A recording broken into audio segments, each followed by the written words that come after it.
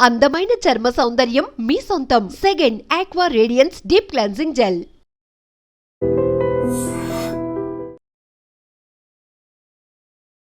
Chit chat అంటాం కదా, అంటే కేవలం కెమెరాస్ మాత్రమే ఉండవు, కానీ రిపోర్టర్స్తోని కొంత ఇష్టాగోష్ఠిగా మాట్లాడుతూ ఉంటారు. అప్పుడప్పుడు ఈ బిగ్ లీడర్స్ ఎవరైతే మీడియా ముందుకొచ్చి చెప్పాలని అనుకోరో ఆ అంశాలని కొంత చిట్ చాట్ ద్వారా కమ్యూనికేట్ చేసే ప్రయత్నం చేస్తారు. అందులో భాగంగానే ఇప్పుడు బీఆర్ఎస్ ఎమ్మెల్సీ కవిత కూడా అట్లానే చిట్ చాట్ చేసిండ్రు. అందులో చాలా విషయాలు ప్రస్తావించిండ్రు. అట్లాగే చాలా మందిని కూడా టార్గెట్ చేసి మాట్లాడినట్టు స్పష్టంగా అర్థమవుతోంది. యాక్చువల్లీ ఇప్పుడు కల్వకుంట్ల ఫ్యామిలీలో ఏం జరుగుతోంది అనేది అతిపెద్ద చర్చ. ఆమె లేఖ ఎప్పుడైతే రాసిందో ఆ లేఖ నేను మా నాన్నకి రాస్తే ఇన్ జనరల్లీ చాలా లేఖలు రాసిన, ఇప్పుడు కూడా అట్లనే రాసిన. ఎప్పుడు మా నాన్న ఈ లేఖలు చదివిన తర్వాత చించి డస్ట్బిన్లో పడేస్తారు. కానీ పర్టికులర్గా ఈ లేఖనే ఎందుకు బయటకు వచ్చింది, ఇది ఎలా వచ్చింది అనేది అతిపెద్ద చర్చ. అండ్ ఇంకోటి ఏంటంటే కవిత గారికి ఉన్నటువంటి డౌట్, ఆమె డైరెక్ట్గానే అడుగుతున్నారు, నేను ఎప్పుడూ రాసేటటువంటి లేఖలేవి ఎప్పుడు బయటకు రాలే, మరి ఇప్పుడే ఎందుకు రావాలా అనేది ఒక చర్చ. ఇంకోటి తను డైరెక్ట్గా ఏం చెప్తుంది అంటే, నేను ఎప్పుడైతే ఢిల్లీలో అంటే జైల్లో ఉన్నానో, నేను జైల్లో ఉన్నటువంటి టైంలోనే బీఆర్ఎస్ పార్టీని బీజేపీలో విలీనం చేయాలి అనేటువంటి ప్రతిపాదన నడిచింది. ఇప్పుడు కూడా మరోసారి ఇప్పుడు బీఆర్ఎస్ని బీజేపీలో కలిపే ఒక కుట్ర జరుగుతోంది, ఇది నేను ఒప్పుకోను అనేటువంటి మాట చెప్పింది. ఎందుకు చెప్పిండ్రు అంటే, ఇప్పుడు లిక్కర్ స్కామ్కి సంబంధించి ఎప్పుడైతే ఈ స్కామ్ బయటకు వచ్చిందో, ఆరోపణలు ఎప్పుడైతే కవిత గారు ఎదుర్కొన్నారో, అప్పటి నుంచి కూడా తను బీజేపీకి వ్యతిరేకంగా ఆబ్వియస్లీ. కానీ దానికంటే ముందు యాక్చువల్లీ కవిత బీజేపీలో జాయిన్ కావడానికి రెడీ అయిపోయారు, సిద్ధమైపోయారు అనేటువంటిది పెద్ద ఎత్తున ప్రచారం జరిగింది. ఏకంగా ప్రధాని నరేంద్ర మోడీయే చెప్పకనే చెప్పిండు, మీ ఫ్యామిలీ మెంబర్స్ మా పార్టీలో జాయిన్ కావడానికి రెడీ అయిపోయినరు అని. ఇంకెవరో కాదు కదా, కవితనే. స్పష్టమవుతోంది. ఇప్పుడు ఢిల్లీ లిక్కర్ స్కామ్ ఎప్పుడైతే బయటకు వచ్చిందో, తను జైలుకి వెళ్లాల్సిన పరిస్థితి వచ్చిందో, తనని జైల్లో పెట్టినటువంటి పార్టీ వైపు ఇప్పుడు మొగ్గు చూపే అవకాశం లేదు. ఆమెకు పూర్తిగా కోపమే ఉంది. ఇప్పుడు కవితని జైలు నుంచి బయటికి తీసుకురావాలంటే బీఆర్ఎస్ అధినేత కేసీఆర్ ఒక ఆప్షన్ ఏం పెట్టుకున్నాడంటే, చలో మన పార్టీనినైనా విలీనం చేసేద్దాం బీజేపీలా, నా బిడ్డ బయటకు వస్తే చాలు అనుకున్నాడు. ఆ విషయం కూడా జైల్లో ఉన్నటువంటి కవిత గారి దగ్గరికి తీసుకెళ్ళినప్పుడు తాను ససేమిరా అంది, నన్ను జైల్లో పెట్టిన పార్టీతోని మన పార్టీ ఎట్లా కలిసి ఉంటుంది ఆరు విలీనం చేస్తారు, దానికంటే నేను ఎమ్మెల్సీకి రాజీనామా చేస్తా, అట్లాగే పార్టీకి కూడా రాజీనామా చేస్తా, నేను ఊకనే ఉంటా, యాజ్ ఏ కార్యకర్తగా ఉంటా అని నేను చెప్పినప్పుడు కేసీఆర్ గారే వద్దన్నారు, తొందరపడకు, నువ్వు డిసిషన్ తీసుకోకు అని చెప్పిండ్రు. కాబట్టే నేను ఇంకా కూడా ఎమ్మెల్సీగా అట్లాగే బీఆర్ఎస్ పార్టీలో యాజ్ ఏ కార్యకర్తగా, నిబద్ధత కలిగిన కార్యకర్తగా కొనసాగుతున్నా. కానీ మళ్ళా ఇప్పుడు మరోసారి ప్రయత్నం జరుగుతోంది, బీఆర్ఎస్ని బీజేపీలో విలీనం చేయడానికి ప్రయత్నం జరుగుతోంది, ఒక కుట్ర జరుగుతోంది అని మరోసారి కుండబద్దలు కొట్టిరు. సో చాలామంది ఎప్పటి నుంచో ఆరోపణలు ఏవైతే చేస్తున్నారో, బీజేపీ బీఆర్ఎస్ ఒక్కటే, బీజేపీ బీఆర్ఎస్ ఒక్కటే, ఎంపీ ఎలక్షన్స్ అప్పుడు మీరు సహకరించిండ్రు అనే మాట ఏదైతే ఉందో, ఇప్పుడు కవిత గారి మాటల్లోనే స్పష్టంగా చెప్తోంది, ఎస్ బీజేపీ బీఆర్ఎస్ ఒక్కటిగానే. మరి లాస్ట్ టైం జరిగినటువంటి ఎన్నికల్లో ముందర కలిసి ఉండకపోయినా కింద క్యాడర్ కానీ మిగతా వాళ్ళకు కానీ మెసేజ్ వెళ్ళిపోయింది క్లియర్ కట్గా, మీరు కామ్గా ఉండండి, జస్ట్ బీజేపీకి ఓట్లు పడని, మీరేదో ఉన్నామంటే ఉన్నాం అన్న టైప్లో ఉండండి, ఇంకా కావాల్సి వస్తే మన పార్టీకి కాదు బీజేపీకే వేయించే దిశగా మీరు అడుగులు వెయ్యండి అని పూర్తిగా కేసీఆరే గ్రౌండ్ లెవెల్ కార్యకర్తలకు ఆర్ ఈ మిగతా నాయకులకు ఆదేశాలు జారీ చేసినట్టుగా కూడా ఒక ప్రచారం అయితే జరిగింది. సరే, దానికి సంబంధించి ఎవిడెన్స్లు అవన్నీ ఏం లేవు, కానీ ఇప్పుడు కవిత గారి మాటల్లో మాత్రం ఇప్పుడు అర్థమవుతోంది, ఎస్, కింద గ్రౌండ్ లెవెల్లో బీజేపీ బీఆర్ఎస్ కలిసి పనిచేశాయి అనేటువంటిది ఇప్పుడు తను చెప్పకనే చెప్పినట్టు అర్థమవుతోంది. ఇప్పుడు లేఖ ఎప్పుడైతే బయటకు వచ్చిందో, ఒక ఆడబిడ్డని ఇంతగానం వేధిస్తారా?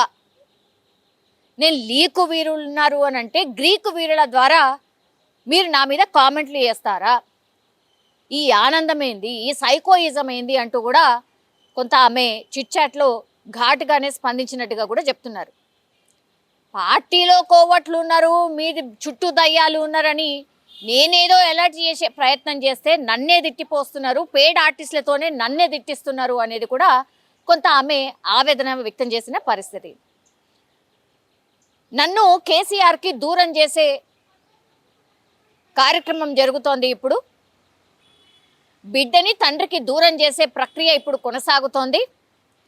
నా మీద పూర్తిగా ఫోకస్డ్గానే కుట్ర చేస్తున్నారు అనేటువంటి మాట కూడా స్పష్టంగా చెప్పిండు. సో ఫాదర్కి అట్లాగే బిడ్డకి దూరం ఉన్నది అని తను చిట్చాట్లో చెప్పకనే చెప్పినట్టు లెక్క. ఇంకోటి, ఒక వార్తాపత్రికలో ఒక వార్త వచ్చింది, కవిత గారు కాంగ్రెస్ పార్టీలోకి వెళ్ళబోతున్నారు అని.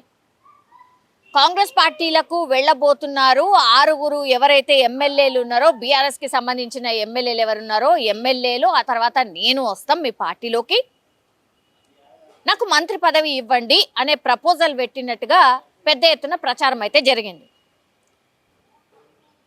నిన్న ట్విట్టర్ వేదికగా ఆమె స్పందించింది. ఇది జర్నలిజం అంటారా? అసలు ఈ సోర్స్ ఎక్కడిది? మీకెవరు చెప్పిండ్రు? నన్నేమన్నా సంప్రదించిండ్రా? ఈ వార్త మీరు ఎట్లా రాస్తారు అని ట్విట్టర్ వేదికగా ఆ పేపర్ని ట్యాగ్ చేస్తూ ఆమె క్వశ్చన్ చేయడం జరిగింది. సో దాంతో అగైన్ ఆ దినపత్రిక ఒక ఆన్సర్ ఇచ్చింది, మా దగ్గర పక్కా సోర్స్ ఉన్నది, మీరు నెలన్నర క్రితం కర్ణాటకకు సంబంధించిన డీకే శివకుమార్ని కలిసిండ్రు, అట్లాగే కాంగ్రెస్ పార్టీకి సంబంధించిన పూర్తిగా హెడ్ అనుకోండి మల్లికార్జున ఖర్గేని కలిసిండ్రు, ఈ పూర్తి ప్రపోజల్ని కూడా మీరు కాంగ్రెస్ పార్టీ ముందు పెట్టిండ్రు, వాళ్ళు కూడా ఆల్మోస్ట్ ఓకే అన్నారు. కానీ సీఎం రేవంత్ రెడ్డికి ఈ విషయం చేరిన తర్వాత మాత్రం ససేమిరా అని చెప్పిండ్రు. బికాజ్ ఈ ఫ్యామిలీకి సంబంధించిన డిస్ప్యూట్ ఏదైతే జరుగుతుందో వాటన్నిటికీ కాంగ్రెస్ పార్టీ కారణమవుతుంది. అట్లాగే మీరు ఒకవేళ కవిత గారిని కాంగ్రెస్ పార్టీలో చేర్చుకుంటే మాత్రం మన పార్టీ ఖతం అయిపోతుంది అనేటువంటి మాట చెప్పిండ్రట. అందుకని అధిష్టానం బ్యాక్ స్టెప్ వేసింది అనేటువంటిది ఈ వార్త సారాంశం.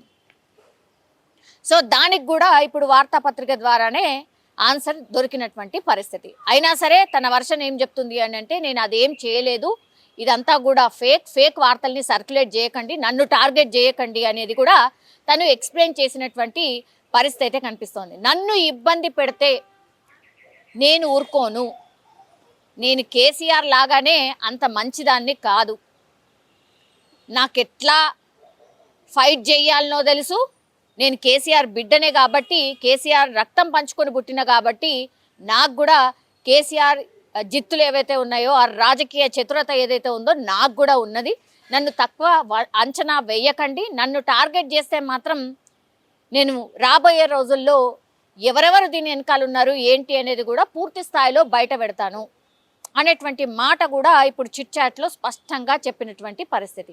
ఈ మొత్తం ఎపిసోడ్ చూసినప్పుడు మాత్రం ఇప్పుడు కొత్త పార్టీ పెడతారా లేదా ఏంటా అనేది తర్వాతి సంగతి. పెడతారేమో మేబీ తెలియదు, కానీ తెలంగాణ జాగృతి తరఫున మాత్రం ఆమె గ్రౌండ్ లెవెల్లోకి వెళ్ళిపోతున్నారు, పూర్తిగా కమిటీలు వేసుకుంటున్నారు, తాను బలోపేతం అయ్యే కార్యక్రమాలు పూర్తిగా చేసినటువంటి పరిస్థితి అయితే కనిపిస్తోంది. కానీ ఇప్పుడు అతిపెద్ద చర్చ ఏంటంటే, ఈ మధ్య కాలంలో కేటీఆర్ హరీష్ రావు ఒక 2-3 సార్లు కలిసిండ్రు, అట్లాగే హరీష్ రావు కేసీఆర్ని కూడా ఫామ్ హౌస్లో ఒక 2-3 టైమ్స్ కలిసినటువంటి పరిస్థితి. సో బీఆర్ఎస్లో ఏదో జరుగుతోంది, నిజంగానే బీజేపీలో విలీనం కాబోతోందా, బీఆర్ఎస్ని బీజేపీలో విలీనం చేయబోతున్నారా, ఆ ప్రక్రియ నడుస్తోందా అనే చర్చ మాత్రం ఇప్పుడు పెద్ద ఎత్తున నడుస్తోంది. దీంతో బీఆర్ఎస్ క్యాడర్లో ఒక పెద్ద గందరగోళం. అట్లాగే ఇప్పుడు కేసీఆర్ బిడ్డగా ఆమె యాక్చువల్లీ ఒక పవర్ సెంటర్గా ఉండే. సో అట్లాంటి ఆమెని ఇప్పుడు కుండబద్దలు కొట్టినట్టుగా ఇవన్నీ చెప్తున్నారు కాబట్టి ఏదో జరుగుతోంది. నిజంగానే నో మోర్ బీఆర్ఎస్ని బీజేపీలో కలపబోతున్నారు. సో ఆ ప్రక్రియ జరుగుతోంది కాబట్టి తనకిష్టం లేదు కాబట్టి కాంగ్రెస్ వైపు మొగ్గు చూపారేమో అనేది ఒక వార్త వచ్చింది. లేదు తన ఓన్ ఎజెండా పూర్తిగా ఒక కొత్త పార్టీ వైపా లేకపోతే తెలంగాణ జాగృతి అని దాని కింద తను బలోపేతం అయ్యే కార్యక్రమం ఏమైనా జరుగుతుందా అనేది పెద్ద ఎత్తున చర్చ అయితే నడుస్తున్న పరిస్థితి కనిపిస్తోంది. వీటన్నిటికీ కూడా కవిత క్లారిటీ ఇచ్చినటువంటి పరిస్థితి కనిపిస్తోంది. సో ఇవన్నీ ఏవో గాల్లో వస్తున్నటువంటి వార్తలు కాదు, తను చిట్ చాట్లో స్వయంగా తన అభిప్రాయాలు ఇవన్నీ కూడా. సో ఖచ్చితంగా ఏదో జరుగుతోంది బీఆర్ఎస్లో బీజేపీలో ఏదో జరుగుతోంది. ఎందుకంటే నిన్న కిషన్ రెడ్డి కూడా మాట్లాడుతూ మీ ఇష్టం వచ్చినట్టు మాట్లాడుతున్నారు, ఏది పడితే అది మాట్లాడకండి మీడియా ముంగటికి వెళ్ళి అని బీజేపీ నేతలకు కూడా క్లాస్ పీకినటువంటి పరిస్థితి. సో ఏదో జరుగుతోంది.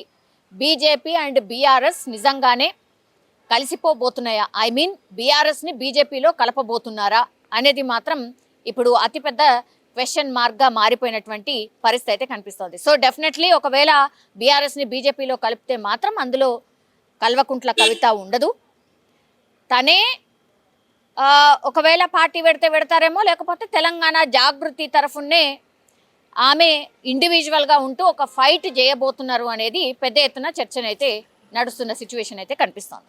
ఇప్పుడు కేసీఆర్ అట్లాగే కేటీఆర్ని టార్గెట్ చేస్తూ కవిత ఈరోజు చిట్ చాట్ చేసినటువంటి పరిస్థితిలో, ఆమె కామెంట్స్ చేసినటువంటి పరిస్థితిలో ఇప్పుడు అధిష్టానం ఏమాత్రం కామ్గా ఉండే పరిస్థితి లేదు అంటూ కూడా ఇప్పుడు వార్తలు వినిపిస్తున్నాయి. ఎందుకంటే మరి కాసేపట్లోనే ఎమ్మెల్సీ కవితకు బీఆర్ఎస్ తరఫున షోకాజ్ నోటీసు జారీ చేయబోతున్నట్టుగా పెద్ద ఎత్తున వార్తలు అయితే వస్తున్న పరిస్థితి అయితే కనిపిస్తోంది. ఎందుకంటే ఇంకా అన్ని హద్దులు దాటి తను పార్టీ మీదనే కాదు, పార్టీ ప్రెసిడెంట్ మీద అట్లాగే వర్కింగ్ ప్రెసిడెంట్ మీద ఇప్పుడు కామెంట్స్ చేసిన పరిస్థితుల్లో ఇప్పుడు ఈమె మీద చర్యలు తీసుకోకపోతే మాత్రం పార్టీలో భిన్నమైన అభిప్రాయాలు వ్యక్తమవుతాయి. ఇక ఇష్టం వచ్చినట్టు ఎవరంటే వాళ్ళు మాట్లాడే అవకాశం ఉంటుంది కాబట్టి షోకాజ్ నోటీసు ఇవ్వాల్సిందే కవితకి అనేటువంటి ఆలోచన చేస్తున్నట్టుగా స్పష్టంగా ఒక వార్తనైతే అందుతోంది. సో మరి కాసేపట్లోనే ఎమ్మెల్సీ కవితకు పార్టీ షోకాజ్ నోటీస్ ఇవ్వబోతున్నట్టుగా ఇప్పుడైతే వార్త అందుతున్నటువంటి సిచ్యువేషన్ అయితే కనిపిస్తోంది. ఎందుకంటే తాను రాసిన లేఖను అసలు ఎవరు లీక్ చేశారు అంటూ డిమాండ్ చేయడమే కాకుండా తన మీద కుట్ర చేస్తున్నారు, పార్టీని నడిపించడం చేత కాదు కానీ ఇట్లాంటి కుట్రలు మాత్రం చేస్తూ ఉంటారు, నన్ను బదనాం చేసే కార్యక్రమం చేస్తున్నారు అంటూ కూడా పెద్ద ఎత్తున ఆమె కామెంట్స్ చేసింది. కాబట్టి ఇంకా ఏ మాత్రం కూడా ఊరుకోవడానికి లేదు, ఖచ్చితంగా కవిత మీద వేటు పడాల్సిందే అని బీఆర్ఎస్ అధిష్టానం ఆలోచిస్తున్నట్టుగా, అలాగే బీఆర్ఎస్ ప్రెసిడెంట్ కేసీఆర్ ఆలోచిస్తున్నట్టుగా పెద్ద ఎత్తున వార్తలు అయితే వస్తున్న పరిస్థితి అయితే కనిపిస్తోంది. బీఆర్ఎస్ ఎమ్మెల్సీ కవితకి బీఆర్ఎస్ షోకాజ్ నోటీస్ జారీ చేసింది. ఎందుకంటే తను చాలా కామెంట్స్ అయితే చేసింది పార్టీ ప్రెసిడెంట్ మీద, అట్లాగే పార్టీ వర్కింగ్ ప్రెసిడెంట్ని టార్గెట్ చేస్తూ చాలా కామెంట్స్ చేసింది. కాబట్టి ఆమె పూర్తిగా పార్టీకి సంబంధించిన లైన్ దాటింది. కాబట్టి ఖచ్చితంగా ఆమెకు షోకాజ్ నోటీసులు ఇవ్వాల్సిందే, అట్లాగే క్రమశిక్షణ చర్య తీసుకోవాల్సిందే అని పూర్తిగా డిసైడ్ అయినట్టుగా కూడా వార్తలు వస్తున్నాయి. సో పూర్తిగా ఆమెకైతే కాసేపటి క్రితమే బీఆర్ఎస్ ఎమ్మెల్సీ కవితకైతే బీఆర్ఎస్ షోకాజ్ నోటీస్ అయితే జారీ చేసినటువంటి పరిస్థితి.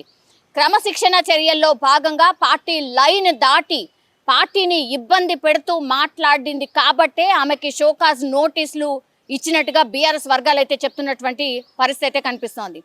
ఇప్పుడు బీఆర్ఎస్ ఎమ్మెల్సీ కవిత ఎప్పుడైతే లేఖ రాసిందో ఆ లేఖ రాసినప్పటి నుంచి కూడా ఎవరంటే ఎవరు కూడా బీఆర్ఎస్కి సంబంధించిన నాయకులు ఒక్కళ్ళు కూడా దీని మీద ఏమైనా మాట్లాడతారా, స్పందిస్తారా అంటే కూడా ఏ మాత్రం కూడా స్పందించే పరిస్థితి లేదు. పూర్తిగా బీఆర్ఎస్ వర్గాలకి ఒక స్ట్రిక్ట్ ఆర్డర్ ఇచ్చింది, దీని మీద ఎవరు ఏమీ మాట్లాడకండి, నోరు విప్పకండి అని స్ట్రిక్ట్ ఆర్డర్స్ జారీ చేసినటువంటి పరిస్థితి. ఒకవేళ ఇట్లా ఎవరైనా సరే పార్టీ లైన్ దాటి మాట్లాడితే అది ఎవరైనా సరే కన్న కూతురైనా కన్న కొడుకైనా ఖచ్చితంగా ఇలాంటి చర్యలే ఉంటాయి. అట్లాగే పార్టీ లైన్ దాటి పార్టీని ఇబ్బంది పెట్టింది కాబట్టే షోకాజ్ నోటీసులు ఇచ్చాము అనేటువంటిది ఇప్పుడు బీఆర్ఎస్ వర్గాలు చెప్తున్నటువంటి సిచ్యువేషన్ అయితే కనిపిస్తోంది. ఇప్పుడు మరి కవిత చేసినటువంటి కామెంట్స్ ఏవైతే ఉన్నాయో, అంటే బీఆర్ఎస్ ని బీజేపీలో విలీనం చేయబోతున్నారు అనేటువంటి ప్రక్రియ నిజంగానే జరుగుతోంది అనేది కూడా ఒక రకంగా ఇప్పుడు రాజకీయ వర్గాల్లో ఒక చర్చ అయితే స్టార్ట్ అయింది. నో మోర్ బీఆర్ఎస్, ఇప్పుడు ఓన్లీ బీజేపీలో ఇప్పుడు బీఆర్ఎస్ ని విలీనం చేయబోతున్నట్టుగా ఇప్పుడు కవిత చేసినటువంటి వ్యాఖ్యల ద్వారా మనకైతే అర్థమవుతోంది. నిజంగా ప్రస్తుతం ఉన్నటువంటి సమాజం దేనికి ప్రయారిటీ ఇస్తుంది? ఆర్థిక సంబంధాల చుట్టూ మాత్రమే తిరుగుతోంది. మళ్ళీ ఎన్నికలంగానే చాలా విరక్తి కలుగుతాం.